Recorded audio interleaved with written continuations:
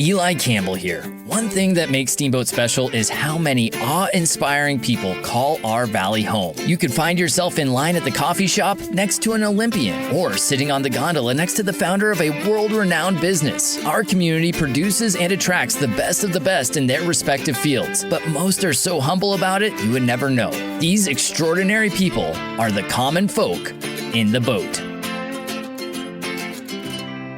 Welcome to Common Folk in the Boat, presented by Billo Premium Cannabis. Eli Campbell here, joined with David Whitlinger. You got a big smile on your face. I do. I love how we have these little off-camera debacles of microphones falling in my lap. And I didn't even pause. I just said, you know what? I'm going for it. I know you're laughing. I'm going right into it. There's no stop and restart. This is show business. Yeah, well, we have a great episode lined up here. I'm really excited. We're talking to Bobby Aldighieri, who I've known for probably 25 years, I want to say, back from my days as a competitive mogul skier. I was never had the fortune to be coached by him. I was athlete for the University of Colorado. My coaches skied with him in the 1992 Olympic Games, and he was always coaching the Winter Sports Club athletes. So got to know him pretty well through that, and then he's moved on from there to coach Team Canada. He's got a lot of fun stories, and so we're going to really have a great conversation with him. I'll tell you, we always talk about the Common Folk in the Boat podcast, being about these common folk that you never knew existed. And here, again, without even chatting with him just yet, I'm sure he's going to have a whole storybook full of stuff. And guess what? He lives here in Steamboat. Yeah, and to that point, like I see him nowadays coaching the U8 Bumblebee, run around all huddle in soccer. You would never know that he coached Olympic athletes at the highest level. So all of a sudden, Steamboat soccer is going to be on the map? I have exactly. He's going to take the sports science that he learned to U8. So before we get to Bobby, we, of course, need to talk about Billo and what Billo is high on right now. Oh, What's got you guys going and smiling so much? Eli, generally just other than microphones falling. Yeah, other than just sitting next to you and making me, your face making me laugh. Oh. No, I would say, again, I love starting the episodes this way, and I wish I had something very specific to say, oh, we're high on this or that. I would say, generally speaking, man, I am high on the fact that it's now September. This is like my favorite time of the year. Things start to get a little quiet. Kids went back to school a couple weeks ago. That's step one. Now we've got kind of the leaves not quite turning yet, but they're going to be. And we sort of get, I don't know how you feel, but I get this feeling about September, October, especially, of like getting our town back a little bit and getting back to the roots of like the common folk, going to the, Dusky Grouse and seeing friends you haven't maybe connected with all summer because everybody's running in all different directions. And I think that transpons throughout town, like trickles around. And so Billo, as a company that's based here, obviously we love this whole time period where people start to re-engage with each other, the community, if you will. And I couldn't agree more. I mean, this is a time of year that I always love to be in town. It's a time of year where you go into the grocery store and you start looking more for your neighbors than for the food on the list because you're going to see people. Well, there is food. Let's put it that way. There is food. The trails are not overrun. Yes. It's a great time to be here, and it just gets so beautiful. So absolutely. Yeah, absolutely. So, well, we've got plenty to look forward to in our conversation coming up here with Bobby Aldighieri. Stay tuned. We'll be right back with that. Welcome back to Common Folk in the Boat, presented by Billo Premium Cannabis. We are now joined by Bobby Aldighieri. How are you doing? I'm doing well. Yeah? Yeah, happy to be here. I am happy to have you here. You're someone that I've known from before I was a full-time resident in Steamboat. I've known you for a long, long time. Back to a former life of mogul skiing and competing myself. But before we get to that, which I do want to talk quite a bit about, I want to talk about kind of your upbringing. You were born in New Jersey, ended up finding skiing, but was that always, from New Jersey, how'd you find skiing? And was that always like the sport that you gravitated towards?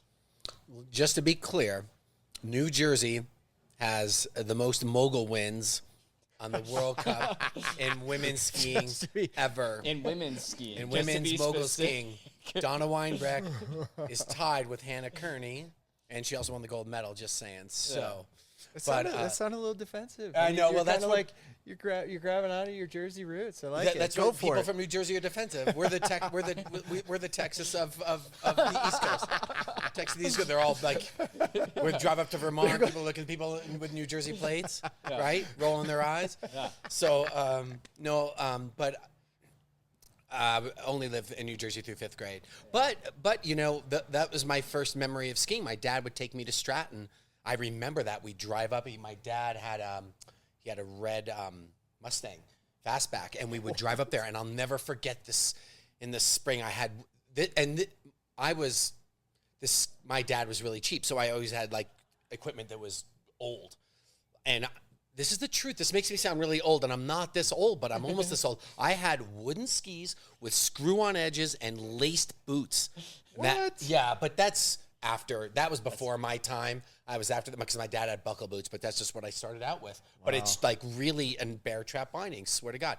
I remember this spring we were skiing at Stratton, and it was slushy. And it was just wood bases with paint, but the paint was worn away. And I was skiing after my dad, and he had head standards. And maybe I had those head standard, like fiberglass ski, like sweet. And I was like slow. And my skis, your skis are slow in the spring. Never mind if they're wood bases with the paint worn off. And I'm like pushing, and I was super pissed. And so I made him buy me wax that night. And I'm like putting on that silver wax. I'm rubbing it on there, for the next day. So those were my skiing in Vermont. Yeah. But those are the humble beginnings of an Olympian.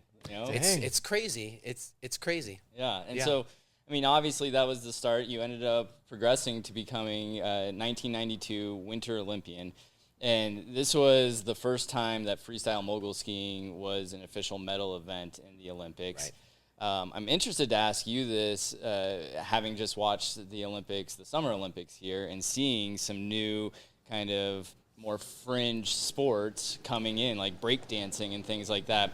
When you were a freestyle mogul skier, it was kind of more of a fringe sport, being a non-traditional sport allowed into the Olympics. What was that experience like, having the platform of the Olympics to introduce that sport to the world? It didn't feel fringy to me because I was so immersed in it. And I was, I went to a ski academy in Vermont, so it just felt like my everyday, and we didn't really, I would say that I personally didn't treat it as a fringe sport. Like I was probably a pretty atypical freestyle skier. I was more like into that sort of alpine type mentality. I think more because I got a late start and I knew I didn't have time to waste to if I was going to make it happen. But I guess it was relatively, you're right. It was fringy. Was there any hype like from, I don't know if NBC was back, covering it back then? I'm sure they were, but like now with like Eli's point, with these newer entries into the games, they kind of put a big spotlight on them because they're new. Did you feel that way at all? Not really. Okay. All right. Not really. It was, that's a question it's a really good question, I think. But no, it was not, it wasn't hyped like breakdancing would have been, or, I mean, it was, the coverage is so much, skateboarding. Yeah. I mean, you look at, on Peacock, it's so cool, right? You can just go down the menu and pick up whatever sport you want. And so you look at mogul skiing today versus mogul skiing then, and we, the coverage we got was pretty small, and it was top 3. That was it. So no, not so much. But Okay. yeah, you didn't. I didn't personally care. I mean, it would be nice. Don't get me wrong, but I didn't. I was just like blinders on, and this is, as an athlete, even at that time, and I had been on the U.S. team that was my 7th or 8th year on the U.S. team, and so I was just like super into it, and was going to go to the Olympics, and I never thought about how much TV coverage are we going to get or not get, or I just wanted to win a medal, and that's all that mattered. Stuff that us non-athletes are I'm thinking. thinking fair enough, and yeah, you think, and that was always kind of, the endorsement thing was a little bit always high on my priority list to make it happen, Sure. and thinking about my future, but yeah, but at the end of the day, like the it's all going to come if you win a medal. Yeah. And so yeah. Yeah. And so, I mean, you were on the competitive circuit there for a long time, and then as I alluded to, you ended up coming here to the Steamboat Springs Winter Sports Club to coach the freestyle program here, and that's how I met you, through that competitive circuit back when I was still young and had knees that could compete. But I imagine someone with your background probably could have gotten a coaching job at any of the many number of resorts and ski clubs throughout the country. So what was it about Steamboat that made you want to come here and coach through the Winter Sports Club? Because of Park Smalley. Yeah. He was my coach when I was a little kid here. Like, I would come to ski camp here as a little kid, and then he was also my coach on the U.S. team. And then he had left, and he wanted me. I was always sort of his pet, honestly, but he wanted me to be a successor. So it was a really easy move. I was skiing on the Pro Tour, and then I was sort of done. Like, I was sort of done competing, and he's like, yeah, I'm leaving. You should take this position. So it was really, really easy. And the club had a good reputation with Park and all the guys that, Nelson, Carmichael I skied with, and Cooper Shell and Chris Feddersen, and, a bunch of athletes had come from Steamboat. It was sort of Steamboat, honestly, in Killington, Vermont, where I came from, and that made up that Olympic, not the whole Olympic team, but the majority of that Olympic team in moguls. And, well, 2 guys from Park City. But anyway, what was I going to say? But yeah, it was really easy, and the success sort of, I stepped in and we had success pretty quickly, but we also were able to sort of recruit kids. I was the first Olympian to coach regionally ever. Because there was the 88 games, and no one from the 88 Olympics, when it was a demonstration sport, none of those athletes went to coach regionally. But then there were the 92 games, and then I started coaching here in 95. It's like 95, I guess, fall of 95. And so it was just easy. And we had, and then a lot of kids followed me, like Travis Mayer and these other kids. And so we ended up having a pretty good team and put a bunch of kids on the U.S. team. And then Travis won the silver medal at the Olympics. But I actually coached against him. So we had quite a bit of success, and then I was recruited by the national ski team for Canada. And then it's kind of funny, and then so I'm coaching against Travis. But I was, yeah. And that was one of the questions I did want to ask you about, because you had such extensive career coaching here for Steamboat, and of course Steamboat known for producing more Winter Olympians than any other small town in North America, and we promote that wildly around the Olympics. And then, so you were coaching future Olympians, and then you went on to coach Team Canada. Yeah. And I've always found this an interesting aspect of the Olympics in general, when you see whether it's basketball or soccer. I mean, the women's soccer team has an English coach, and what that is like, how you balance the emotions of being an American athlete and your American roots coaching another country. Yeah. No, it's a really good question. When I first got the job, there were some people kind of mad, or like I was kind of taking heat from people, and I told people, well, if there was a U.S. job open, I would have sort of at least weighed that option. But there were the job for the U.S. there were no openings. So, and Canada was a really good system, and I learned a tremendous amount in that system. It was a really special time for me. I coached twice in Canada, actually, but at that time, and but it's funny. So that was in 2002 in Salt Lake, and Ann Patel, has she been on your show? She has not yet. We've talked to her about it, and we're gonna get her on there. Yeah. Yeah, and so she skied at that Olympics, and I remember when we went to the women's gold medal hockey game. I was sitting with Canada, and she came up and she was busting my balls about it, and I was definitely a little bit awkward. Who won that game? I can't remember. Did Canada win? I went to a bunch of the U.S. one, I think. I went to a bunch of the underlying games. I didn't get the gold medal game, but I mean, it was hyped. Canada, the U.S. one. Okay. But I remember those guys were, and it was a little bit, because you have athletes, you got athlete coach seating, but you're sort of seated by nation. Yeah. But you can mix it up. But I was sitting with all my athletes and wearing our your coaching staff. Canada, Yeah, totally had all my Canada kit on. Yeah. So it was a little bit awkward. But But the thing is, when you're with those athletes for long periods of time, you're out there, like you're on the road with them and you're out there suffering with them and you're, in the trenches with them, you get really attached to them. So it's almost like they could be Canadian, they could be American, they could be Italian. It doesn't matter. Yeah. I mean, I remember watching those games because that was when I was still competing, and it was a big deal. I was Johnny Mosley doing the dinner roll, right. Still not allowed to go inverted fully. Right.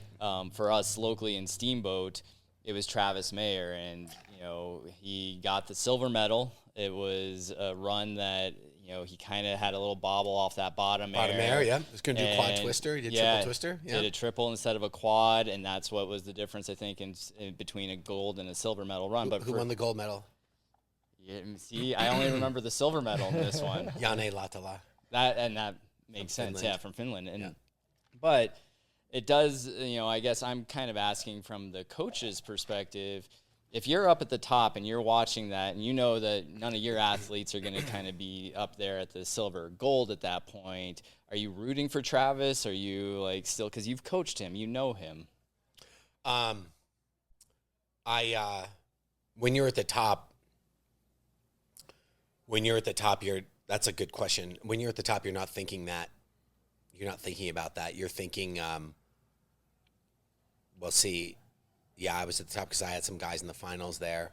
Well, we had a girl in 4th, and then we had a guy in 7th. So you're just stuck at the top. But and you're watching the live feed. Like there's a TV up there, so you can watch that live feed. But I think I was just so immersed in what my guys were doing or had done. I guess they had already skied, right? Because they go in reverse order.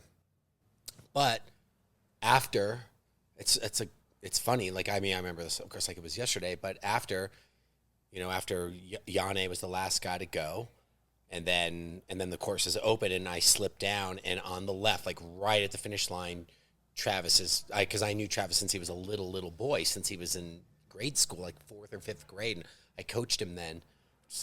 Seems insane to me, but talk about making you feel old. But jeez, it's not the goal of our show, but wow. Thanks, I'm all no, but I went, I took off my skis and I kind of got in there with his family, and congratulated them. We were hugging, and everyone he's got 2 other brothers, and so I know that family really well. So that was a pretty nice moment actually, and then I went with my athletes and our girl that got 4th, Jen Heil, and who won the gold the next Olympics. But I bet it, I mean, not to put words in your mouth, Bobby, but I bet it's like a proud papa moment sort of thing where, of course, you're coaching your athletes from Canada. You're essentially, I would think, rooting for them because that's your job. You sink or swim by the success of these guys. And like you said, you're invested in these athletes because you've put so much time and effort and travel. But at the end of the day, Travis does what he does, and you've got to be proud because even though you're not maybe his current coach, you had a hand in that foundation. And I just imagine that's still as good or feels right. I think that's a good way to describe it. I think the proud papa thing that's a good way to describe it. I think that's exactly it. I did have a hand in it, and I didn't feel didn't feel the guilt of I built this guy up and then went, and jumped ship, and then my guys got beat by some guy. That would be kind of a bummer, right. Because at the end of the day, I wanted my guys to win, but I didn't at that moment in Salt Lake. I didn't have effect. I did have effect when he was young, for sure. When he was a little kid back in New York in Ellicottville, at Holiday Valley. And then he was here. I coached him when he was in high school. They had moved out here, and I continued to coach him. So, but yeah, no, for sure, it's more of a proud moment for sure, and you're psyched. And then we were in Lake Placid, and he won his first World Cup, and I happened to be. It's a little bit serendipitous, but it's not, not completely surprising. But I just happened to be at the bottom when he won that World Cup, and I was the first guy to hug him. I'll never forget that as well. So. These things happen, and they sort of happen sort of serendipitously, I suspect, Yeah. And now you have a kind of an interesting perspective, too, because you've been to the Olympics. You've gone through the opening ceremonies as an athlete. You've been there as the coach as well. And I'm wondering what the differences are from kind of the emotions and just the pressure that you might feel. Was it more pressure as a coach because of everything, the work that you put into the athletes? Is it more pressure as an athlete because you finally got there? Is there something that kind of made the experiences special in their own way too? I think the pressure is equal in completely different way. I mean, maybe. I mean, in some ways, different ways, but maybe in some ways similar. Yeah, the pressure is equal. I think, as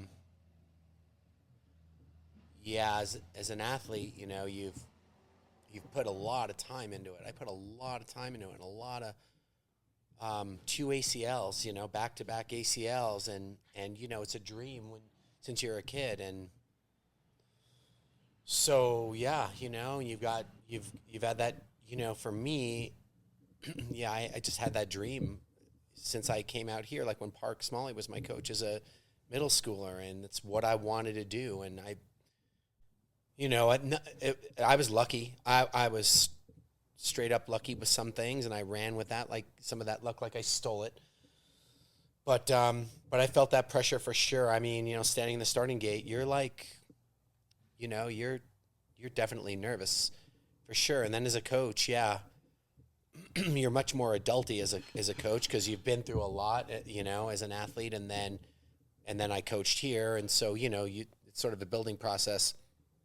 The one thing I just remember saying to myself at both Olympics, but especially in 2006, because I had just been hired the spring before the 2002 games, so I was only with that group of athletes for a year, and then we had another 4 years, you know, between Salt Lake and Torino, and when I was head coach, and but I just remember saying to myself, like, if you're nervous, shut your mouth. Like, less is more. Like, you don't want to be like nervous and chatting into your athlete's ear, like, oh, say do this and do this and do this, and like just saying senseless things and overwhelming them, or saying, you know. So I was really, really aware of that. I wasn't super nervous because you kind of, at that point, you know, like when they're stepping into the starting gate, like you've done what you've done. You know, I mean, you know, they just have to go out and do it. And we had in 2006, Marc-Andre Moreau, our guy got fourth there. He qualified second, qualified third, and got fourth, which was a bummer. And then Jen won, you know, Jen Heil won, and that was really, really good. But so, but maybe now reflecting on it, I would say probably a little less nervous coaching. And then you came back to Steamboat. You came back to have another stint coaching the Winter Sports Club here. And a couple questions about that. You know, first and foremost, just now having been an athlete yourself at the highest level and then coaching at the highest level, you really know what it takes to yourself and help others compete at that level. And you've seen the Winter Sports Club here, again, as we said, promote or produce more Winter Olympians. What do you think it is about Steamboat as a community and the Winter Sports Club here that really does foster that ability within young athletes? I think it's the programming. You know, it started with Park Smalley, and then, you know, and then, you know, he was my coach, so I brought some of that with me, some of him with me, if you will, and then you know, and having that more sort of my goal, and I said this, I think, in the newspaper when I left the club the final time.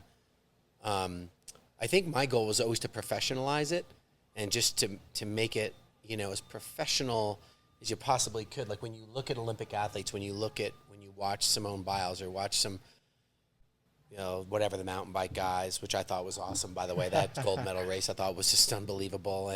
But whatever sport it is, you know, you just, when you use that as your sort of your blueprint, that's kind of what I expected. And so I think that, you know, I can't speak for the other directors, but that was always my goal, is to just professionalize it. And so these, you know, for the athletes that wanted it and wanted to be at that level, You know, there was no doubt in their mind that I knew, and then we would subsequently know as a group, this is what you need to do. Yeah. And yeah, it's kind of sweet. And when you're an athlete and that's what your goal is, and you know your coach has done it both as an athlete and as a coach previously, you know, you're like, well, you kind of believe. And I certainly believed in my process. It was proven, you know, it was proven. And I've also been really lucky to have been around, especially my time with the Canadians, to be around a lot of really brilliant people, a lot of brilliant sports scientists, physical therapists, sports psychologists, other really talented coaches in other realms. You know, we mixed it up with guys that were, you know, rowing coaches, also won medals at the Olympics in rowing. So, you know, when you're exposed to that, then you can like encompass all of that. And if you're my athlete, I can give that stuff to you and use, not just like, I wouldn't sit around rarely would I do this as a coach and tell them, well, back in the day, you know, I did this and I did this. Usually if I told them anything I did, it was something that I didn't do well. Wooden skis.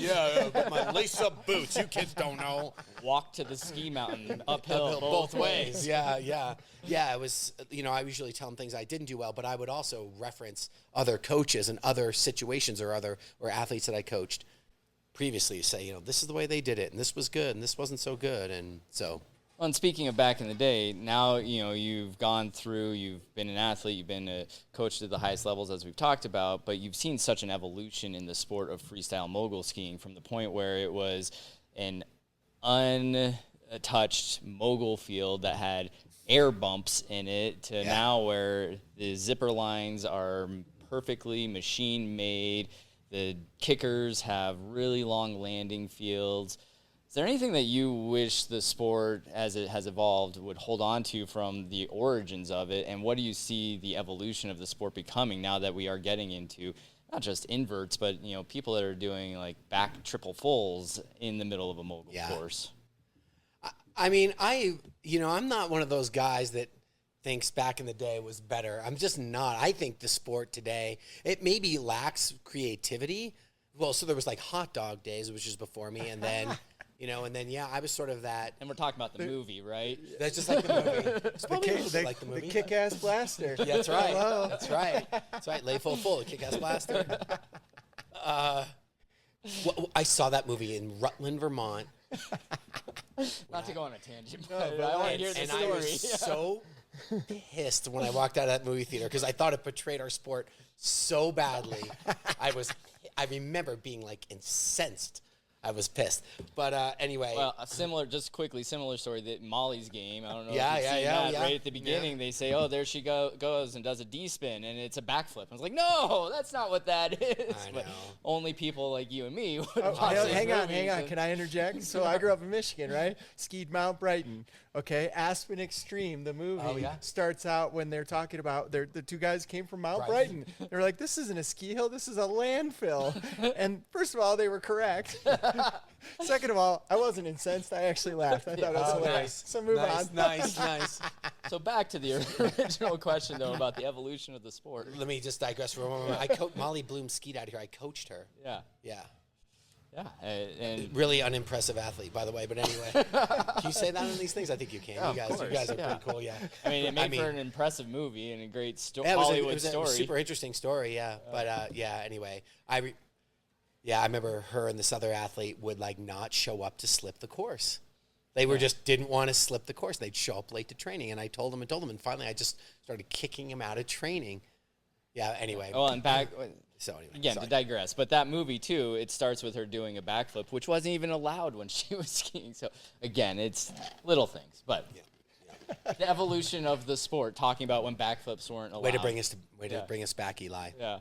I think that I mean, like if you look back at the like late '60s, early '70s, and look at that film, it's pretty cool for sure. It was like really like the essence of it all, and maybe it's to a lot of those type, you know, it looks too tight and too maybe alpine style, but I think the sport is super cool the way it is. You know, I still consult with a few athletes, and one of them is Olivia Giacchio, who skied out of here. I coached her. since she was like a pretty young, like middle school.